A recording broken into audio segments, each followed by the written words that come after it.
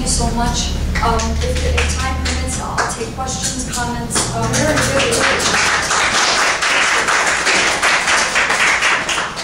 Yes.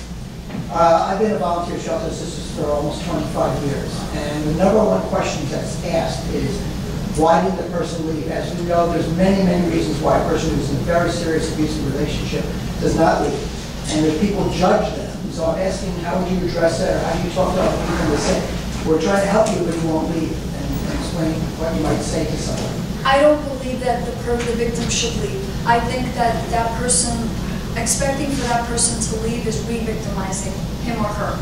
I have in my seminars or workshops 50 reasons why women, or victims I should say, don't leave. And it goes from fear to children, to religion, to clergy blame her, the children blame her.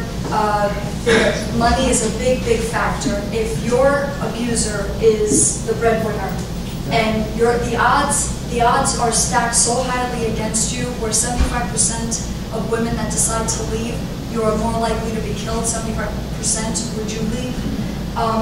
To expect for the victim to leave, I think, is the wrong approach, which is why I say the institutions of society must step up and get involved, which is what I'm trying to do with my business. To expect her, she's all broken ribs, she has a black eye, she has bruises, he just got a cell phone thrown at him in front of his child, and then we expect him or her to uproot their entire family with the kids and basically have them go to a shelter is mind-boggling to me. Furthermore, I know of one shelter in New Jersey that turns away at least 100 women per year due to lack of funds, lack of resources, lack of spacing. So it's a band-aid. The shelters, I greatly respect them, all the nonprofits, but I feel like we have to think of domestic violence as differently, much, much differently, which is what I'm trying to do, kind of give it a facelift with what I'm trying to do. Does that answer your question? Yes. So wait. Okay. To piggyback on his question, if you're not telling them to leave, what are you doing for them? I'm sorry, say that again? You just said that you don't advocate that the abused person leaves, the victim leaves. I'm advocating that the abuser leaves and never comes back. The abuser? The abuser, whoever that is. He or she should leave and not come back. How could they be encouraged to do that? I'm sorry? How could they be inspired to do that? I'm working on it. And I'm looking for the right people to partner and sponsor, and not even that, just to work with me. I can't do this by myself. I am looking for the right people to do this with. I can't do it by myself, but the abuser's the one who needs to leave. And that's how, because expecting the victim to leave, whoever it is, when you have so many factors against you, and plus, I know of several people that know others that where they were killed, they uprooted themselves, they left.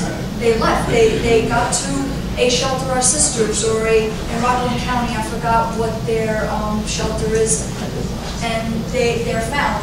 And in fact, the last reason of the 50 reasons why victims don't leave is because he or she found her before. So if you try to leave and you're found, what else can you do? The abuser's the one who needs to leave. So just something to digest, to let that simmer. I have an idea. They have these new watches out now, these little computer watches, and if you put them on your wrist, it can actually read your sleep time, it can read your heart rate, it can read everything. I think an abuser, the judge, should have a lock of one of these around the arm, and when that guy is abusing, he gets a shock. I am suggesting it strongly, and it's technologically possible. So if he's hurt every time he hurts someone, he's going to want to leave. He'll leave all the time. I think it's a great idea. I'm working on several.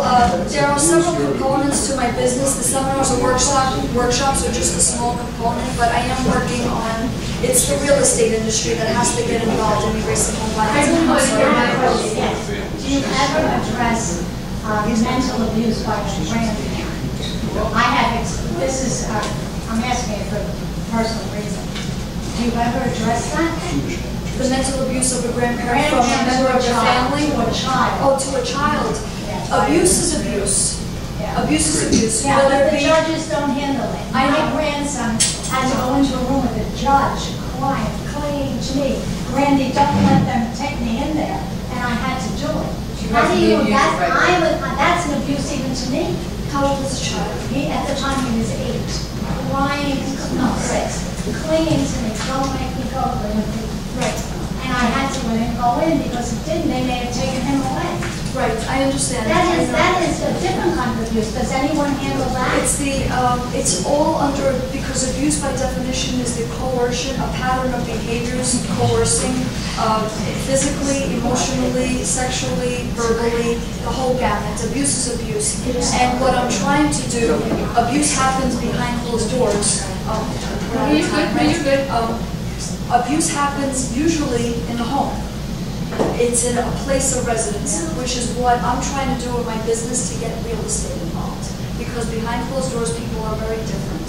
We had a mandate, like in contracts, where it said, we have mandates for, we cannot discriminate against sexual orientation, ethnicity, nationality, class. Well, we need a mandate in there that says, we will not abuse, and you will lose your place of residence if you do. That's just the gist of what I'm trying to do. But the real estate industry can be instrumental in erasing all violence. This is a really great subject. I know we have another question, but it is 1:32. For those of you that need to get back to work, please do. Maybe you can just stay a little bit and answer some more I questions. thank you so much again.